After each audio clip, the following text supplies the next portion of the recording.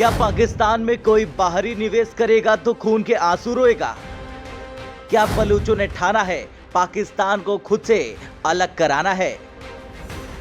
क्या कनाडा की कंपनी बलूचों की धमकी के बाद करेगी निवेश? क्या पाकिस्तान में नहीं होगा एक पैसे का निवेश?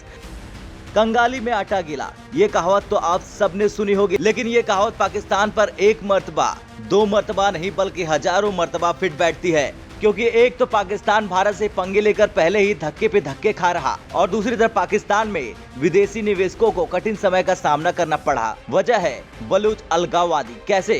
दरअसल बलूच अलगाववादियों ने अब तक कई बार चीनी संपत्तियों को निशाना बनाया और अब उन्होंने एक कनाडाई कंपनी को भी धमकी दे दी जो इस्लामाबाद में निवेश करने जा रही थी। पाकिस्तानी सरकार ने कनाडा की सोने की दिग्गज कंपनी बैरिक गोल्ड के साथ एक समझौते पर हस्ताक्षर किए जो चीन की तरह ही बलूचिस्तान में निवेश करने जा रही थी। लेकिन अब इस धमकी के बाद खेला हो गया। चलिए अब जानते हैं कौन सी कनाडा की कंपनी थी जो बलूचिस्तान में निवेश करने चाह रही थी, जिसे बलूचों ने धमकी देकर रोकवा दिया। दरअसल कनाडा की बैरिक गोल्ड नाम की कंपनी बलूचिस्तान प्रांत के चगाई जिले में रेकोदिक नाम से जाने जाने वाले क्षेत्र में खनन के लिए तैयार थी। कंपनी पहले ही खुद को बलूच अलगाववादियों के निशाने पर ला चुकी थी। इसका ताजा उदाहरण ग्वादर में सुरक्षा जांच चौकी पर जुलाई में हुआ विस्फोट। निक्केई एशिया के मुताबिक कनाडा की कंपनी के वरिष्ठ अधिकारियों के एक दल ने जुलाई के अंतिम सप्ताह में ग्वादर का दौरा किया था।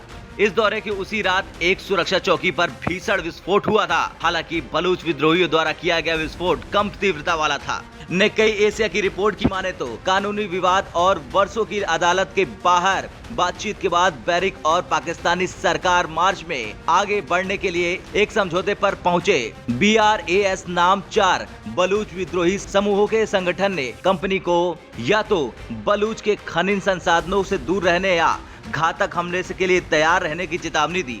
BRAS में बलूचिस्तान लिबरेशन आर्मी यानी BLA शामिल है, जिसे अमेरिकी विदेश विभाग द्वारा एक आतंकवादी संगठन के रूप में नामित किया गया है। एक वीडियो में एक अन्य BRAS सदस्य बलूचिस्तान लिबरेशन फ्रंट के एक प्रांतीय नेता अल्लाह नजर ने बैरिक को धमकी देते हुए कहा था कि विद्रोहियों को बलूचिस्तान में निवेश नहीं करना चाहिए या पाकिस्तान के लाभ के लिए इसके संसाधनों का दोहन नहीं करना चाहिए। खैर अब देखना ये होगा कि क्या होगा पाकिस्तान का और क्या पाकिस्तान से अलग होगा बलूचिस्तान। कैसी लगी रिपोर्ट कमेंट कर जरूर बताएं। ब्यूरो रिपोर्ट, भारत तक।